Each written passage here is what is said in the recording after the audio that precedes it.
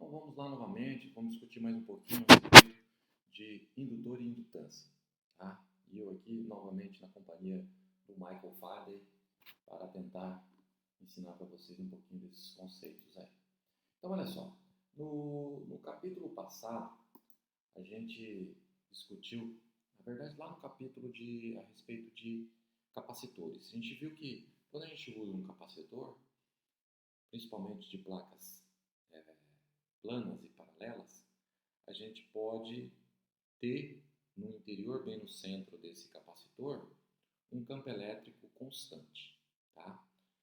Análogo a isso, a gente pode ter também o chamado indutor ou um solenoide longo, no qual a gente pode ter no centro desse solenoide um campo magnético constante. Tá? E para esse tipo de material, para esse tipo de dispositivo, a gente chama ele de indutor. Tá? Então, o indutor pode ser usado para produzir um campo magnético constante no seu centro. Então, aqui nesse desenho vocês veem o que seria o desenho real aí, mais ou menos, de um indutor básico, tá? Que é nada mais é do que um enrolado de fio. E vocês percebam aqui as linhas de campo magnético. Tá? A representação num circuito é usado dessa maneira aqui, ó, um indutor real, né? Então, ideal, desculpa. Perceba que você tem aqui simplesmente um enroladinho de fio e um hélio para representar. Então, a corrente I no solenoide, tá? Nesse caso aqui, ele produz um fluxo do campo magnético no seu interior, na região central, cuja indutância ela é definida por essa equação aqui, ó. Então, a indutância é definido pela letra L e representa N vezes o fluxo de B, que é o fluxo magnético, dividido pela corrente, aonde esse N vezes o fluxo é um enlaçamento do fluxo magnético. E esse N é o número de espiras que a gente tem aqui. Ó. O número total de espira é representado pelo N. A unidade da indutância é o Henry, em homenagem aí ao Joseph Henry, que foi um dos contemporâneos de Faraday, que trabalhou bastante também com a lei da indução. A unidade, então, de Henry é representada por H, um H maiúsculo, aonde um Henry é 1 Tesla vezes metro quadrado por ampere. É só ver aqui, ó, que a unidade de N é adimensional, a unidade de fluxo é Tesla vezes metro quadrado por ampere. Desculpa, a unidade de fluxo é Tesla vezes metro quadrado, e aqui aparece a corrente, então aparece o ampere aqui. Então essa é a definição, tá? Então essa equação aqui a gente não demonstra, porque a definição de indutância é dada dessa maneira. Tá? Considere um solenoide longo de seção reta A. Tá? Então imagine aquele enrolado de fio ali longo. Qual é a indutância por unidade de comprimento perto do centro do solenoide? Tá? Por que essa pergunta? Né? Por que justamente o solenoide? Porque ele é o básico que pode ser utilizado no circuito. Tá? Então, por isso é importante a gente saber calcular a indutância por unidade de comprimento no caso de um solenoide, onde a gente pode ter na região central um campo magnético constante. Tá? Então, vamos pegar, deixa eu pegar a canetinha aqui, pegar a caneta, para a gente ver isso aqui, ó. Aqui eu tenho o fluxo desse lado de cá. O fluxo magnético não é B vezes a área quando a gente tem simplesmente um solenoide na região central, porque o campo magnético é constante, eu vou ter a área, então o fluxo é B vezes a área. Tá? Então eu posso multiplicar por Nzão, que representa o número de espiras, tá? E do lado de cá eu posso multiplicar por Nzinho vezes L, porque Nzinho é o número de espira Nzão por unidade de comprimento. E cancelaria esse L, então você teria, é como se você estivesse multiplicando por um dos dois lados da igualdade. Então você pode usar esse artifício matemático. Para quê? Para a gente chegar numa expressão da indutância por unidade de comprimento. Então vamos colocar aqui N vezes o fluxo de B, é NLzinho, B vezes a área. Mas o B no interior de um solenoide é dado por essa expressão aqui, ó, μ0i nzinho. Então, se eu substituir, eu vou ter o Lzão é n vezes o fluxo de B por I, tá? No lugar do Nzão eu coloquei n vezes Lzinho, no lugar do fluxo B vezes a área. E agora, quem que é o B? O B é esse cara aqui. Então, eu vou substituir nesse local aqui o campo magnético. Ó. Perceba que daqui veio para cá. Então, a gente tem aqui NL μ0i NA. Então, multiplica o N com N, dá o N quadrado. O I cancela com esse I, tá? Então, fica μ0 N ao quadrado, Lzinho, vezes a área, tá? Mas eu quero a indutância por unidade de comprimento. Então, eu vou passar esse Lzinho para cá dividindo. Então, a gente vai ter que a indutância por unidade de comprimento é dado por essa expressão aqui, μ0 nzinho quadrado vezes a área. Perceba que a indutância depende apenas da geometria do dispositivo, ou seja, você tem o número de espias por unidade de comprimento, tá? E depende aqui da área. O μ0 é constante, esse cara é constante, então a única dependência é na área da seção reta aqui do indutor, tá? E o μ0, ó, é 4π vezes 10 a menos 7, né, em I por metro. Agora, olha só num circuito como é que ele vem representado. Exatamente como no desenho aqui, ó. Então aqui a gente tem um solenoide e no interior desse solenoide a gente vai ter aí um campo magnético constante, tá? É interessante que num solenoide você não tenha pedaços de ferro próximo ao solenoide, porque esse ferro, né, pode alterar, né, o comportamento do campo magnético, porque o ferro pode se magnetizar, né, e alterar o comportamento das linhas de campo magnético ao redor do solenoide. Bom, agora num circuito, ó, uma força eletromotriz induzida aparece no indutor cuja corrente está variando. Então, toda vez que a corrente está variando, vai surgir uma força eletromotriz induzida no indutor, tá? Porque a variação do fluxo vai produzir uma corrente. Então, aqui mostra um circuito, tá? A gente tem uma força eletromotriz aqui, uma bateria. Aqui tem um resistor variável, uma corrente I circulando o circuito. E aqui eu tenho a representação do indutor.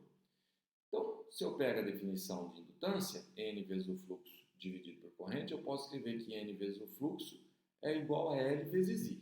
Tá? Então, estou partindo da equação de indutância. Pela lei de Faraday, eu tenho que a força eletromotriz é menos a derivada do fluxo em relação ao tempo. Tá? Como está multiplicado por N, eu posso fazer EL é menos dN do fluxo dt. Se eu aplico a derivada do lado de cá, vai ficar menos dL e dt. A corrente aqui é constante, pode sair da derivada. Então, eu vou concluir que a força eletromotriz do indutor, induzida, na verdade, no indutor, é menos L di dt. Tá? A corrente é variável, desculpa, porque o L aqui é uma constante de indutância. Falei ao contrário. Então, o L saiu da derivada, ficou di dt. Então, a força eletromotriz é menos L di dt. Isso representa, então, a força eletromotriz induzida. Perceba que o sinal negativo indica que a força eletromotriz autoinduzida se opõe sempre à variação de corrente. Tá? Se a corrente está aumentando, ela tem que surgir para fazer essa corrente não aumentar. E se a corrente está diminuindo, vai surgir uma força eletromotriz induzida para tentar manter essa corrente. Essa é a lei de Lenz. Ó, então, aqui eu tenho uma corrente elétrica, se ela está aumentando, vai surgir a força eletromotriz, ó, em sentido contrário, tentando diminuir essa corrente.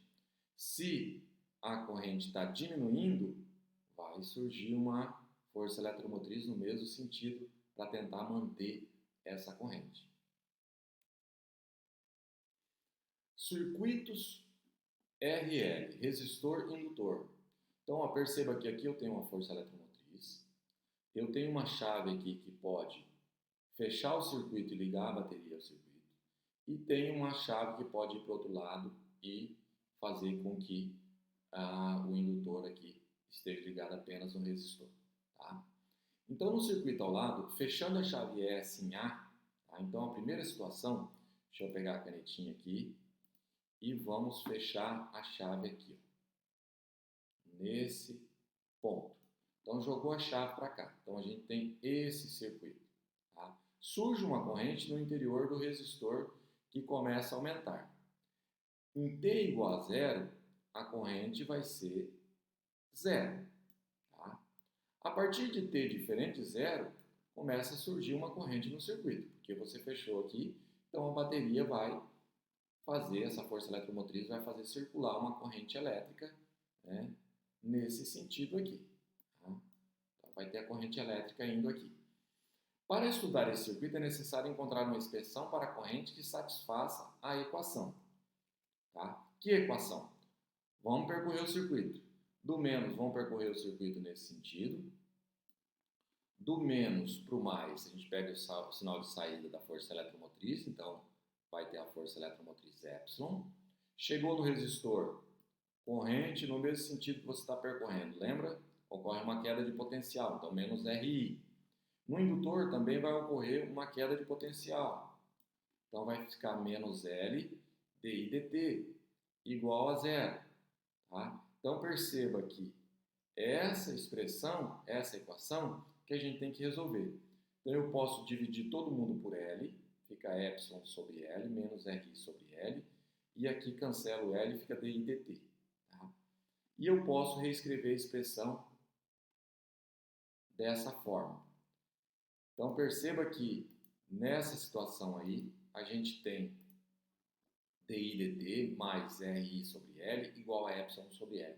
A gente tem essa equação diferencial para resolver. Tá? Se fosse um curso de física, a gente ia resolver essa equação aqui detalhadamente. Tá? Mas nesse caso, a gente não vai resolver essa equação diferencial. Mas se alguém precisar de resolver essa equação diferencial e tiver curiosidade, é só mandar um e-mail para mim que eu resolvo e posto um vídeo aqui para vocês resolvendo essa equação diferencial.